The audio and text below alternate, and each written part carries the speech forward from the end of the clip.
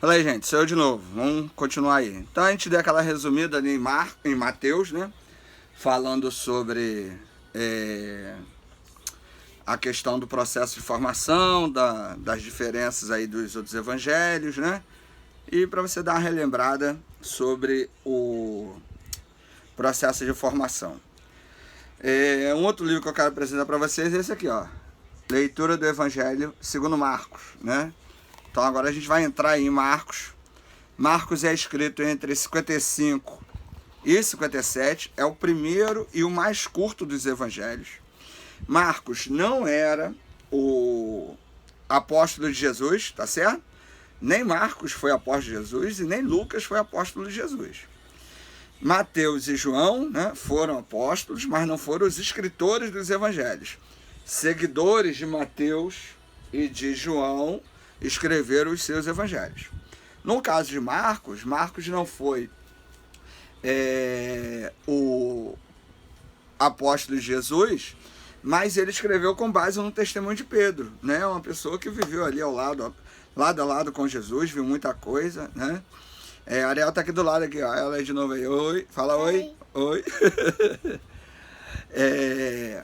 Então Marcos, ele, apesar de não ter sido apóstolo, ele escreveu aí com base no testemunho de Pedro.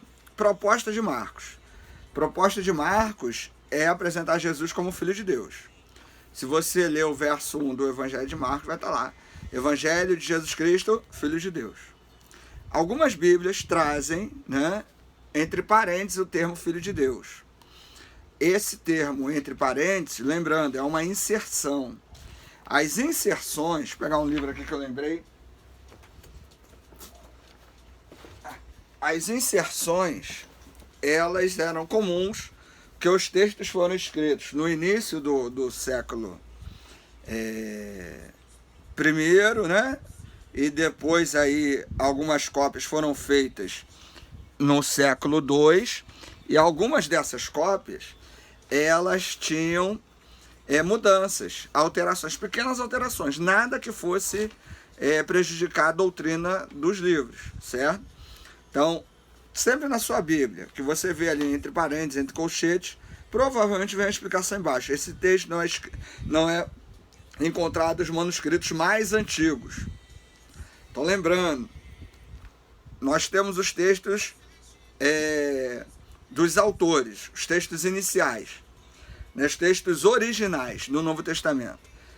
Não temos mais, certo? O que nós temos é a língua original. Nós não temos o texto de Mateus, o texto de Marcos, nenhum texto de Paulo. Nós temos cópias das cópias das cópias das cópias. Essas cópias foram sendo repassadas de pessoas para pessoas. E algumas dessas cópias acrescentaram-se algumas coisas, né? Então eu tenho cópias mais antigas e que eu não tenho certos detalhes, como esse no início do livro de Marcos. Mateus, Filho de Deus. Evangelho de Jesus Cristo, Filho de Deus. Tá certo? Esse livro aqui da Sociedade Bíblica do Brasil, que é vendido pela Sociedade Bíblica do Brasil, apresenta todas as variantes do Novo Testamento. Temos variantes no Novo e no Antigo Testamento. Esse livro aqui é interessante porque ele vai apresentar, né, as variantes do Novo Testamento. Nós temos no Novo Testamento em grego, né, algo que é chamado de aparato crítico. E isso aqui explica o aparato crítico. O que é o aparato crítico? É o texto que a maioria dos compiladores usam para poder compilar a sua Bíblia, né? Então, às vezes, nós temos versões diferentes, é porque nós temos compiladores, tradutores que escolhem documentos diferentes para poder traduzir a sua Bíblia. Isso não gera nenhum problema de doutrina, nenhuma heresia, né? Mas uma ou outra informação que a gente pode ter num livro, num texto ou no outro, que é interessante saber disso. Até no nosso nível de conhecimento de estudo, é fundamental saber disso, porque muita gente fala. Aqui, ó. Aqui nesse livro, ó, que vem explicando as variantes, ó, tá aqui, ó. Você vê aí, ó, entre colchetes, tem uma breve explicação dessa variante, tá certo? Aqui, ó. Então, é um livrinho legal aí para você comprar, para você conhecer, quando a gente fala de Novo Testamento, certo? A gente vai estudar esse livro e o Novo Testamento em grego quando a gente estudar... Ariel, pega um livrinho vermelho que tem ali, por favor, na caixinha. Pega lá. Quando a gente for estudar exegese do Novo Testamento e metodologia exegética do Novo Testamento, são matérias que trabalham esses livros. Então a gente vai dar uma olhada nisso. Aqui, ó. Novo Testamento grego com aparato crítico. Ó. Aqui está o Novo Testamento grego. Isso aqui é o aparato crítico. Certo? A Ariel está ajudando aqui a segurar. Ó, Novo Testamento grego e aqui embaixo aparato crítico. Deixa eu abrir aqui para você, né? E vendo aqui outros aqui, ó. Novo Testamento grego e aparato crítico. O aparato crítico são os documentos, textos que são usados para poder traduzir a sua Bíblia. Então, esse livro, Variantes Textuais do Novo Testamento, explica as variantes e o aparato crítico desse aqui. No nosso nível de estudo, importante ferramenta, a gente tem que conhecer, porque existem textos que são variados. Estou de cortes aqui porque tem um livro aqui para mostrar para você sobre isso. Crítica Textual do Novo Testamento, de Wilson Parosh. Certo? Dá para achar esse livro por aí e ele vai explicar um pouco do trabalho da crítica textual que realiza esse tipo de trabalho. A gente já falou, por exemplo, voltando lá em Mateus, o anjo do tanque de Betesda, que não é uma variante. Se você tirar a parte do anjo, você percebe que não há mudança nenhuma no texto. Por quê? Porque quem cura é Jesus. Então o propósito do texto é dizer que Jesus é quem cura. Não dizer que o anjo cura, né? Às vezes você tem música aí que coloca o foco no anjo. Ariel, vai cair aí. Você tem pastores, gente que prega aí colocando foco no anjo, que você tem que orar para o anjo, tem que pedir anjo. Isso é besteira, né? O foco é Jesus. Quem cura é Jesus, quem faz a real transformação é Jesus. Por que eu tenho ali... não é Mateus, é João, né? João 5. Por que eu tenho ali a parte do anjo? Que é no folclore, que foi criado depois. Você vê que vai estar em parênteses.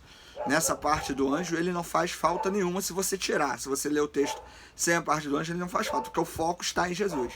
Aí alguns perguntam, mas por que o paralítico estava ali? Ele estava ali porque era comum nos lugares de banho as pessoas pedirem esmola. Naquela época não tinha INSS, né? Não tinha fomento do governo para ajudar os mais pobres como nós temos hoje. Então a esmola era algo que o doente podia fazer, era socialmente aceitável. Dar esmola naquela época era socialmente aceitável, era até uma das características do bom homem, né? Do bom judeu. Hoje dar esmola é complicado, é uma questão social difícil, mas naquela época não era visto dessa maneira. Esse cachorro chato que vocês estão ouvindo aí é do meu primo aqui, mas não vai incomodar a gente, né, Ariel? Então, voltando ao texto de Marcos, né, esse entre parênteses aí é uma inserção. A gente vai ter outras aulas falando sobre isso, isso não muda muito. Então, Marcos, o autor é João Marcos, ele foi que acompanhou Paulo e Barnabé, né, era um jovem. Alguns dizem que ele era aquele jovem que sai correndo quando Jesus está para ser preso, né, e tal. Não dá para falar isso, o texto não fala sobre isso. O texto é escrito aos romanos, ele usa muitas expressões em aramaico, lembrando, né, você sabe muito bem, que na época de Jesus, o que eles falavam? Aramaico. O Novo Testamento foi escrito em grego. O Antigo Testamento escrito em hebraico. Então, línguas bíblicas que nós temos é hebraico, aramaico e grego. Algumas expressões, Marcos resgata do aramaico e traduz. Por exemplo, Talita cumi, né? Aquela passagem que Jesus cura ali a garota, né? Ele fala, menina, levante-se. Talita significa menina em aramaico, né? E tem muita gente aí sendo chamada de Talita, né? Como se fosse o nome bíblico, né?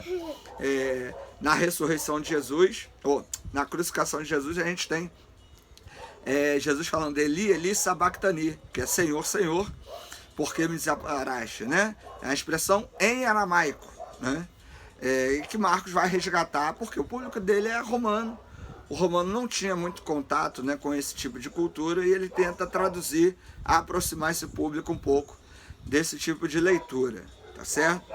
Então, Marcos escritos, aproximadamente 55, destinatários romanos, né?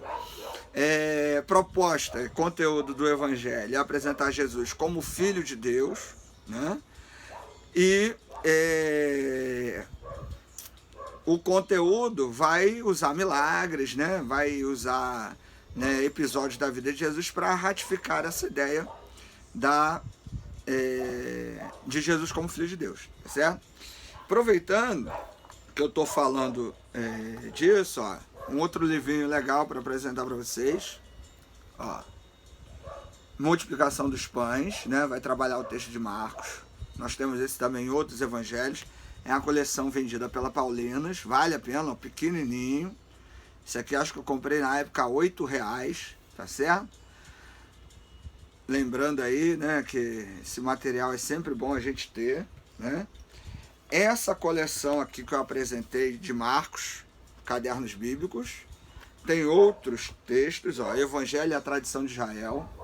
É bom essa coleção, vai apresentar a definição de evangelho. O evangelho, ele não é apenas a ideia desses 4 evangelhos, mas ele chega a ser um estilo literário em si.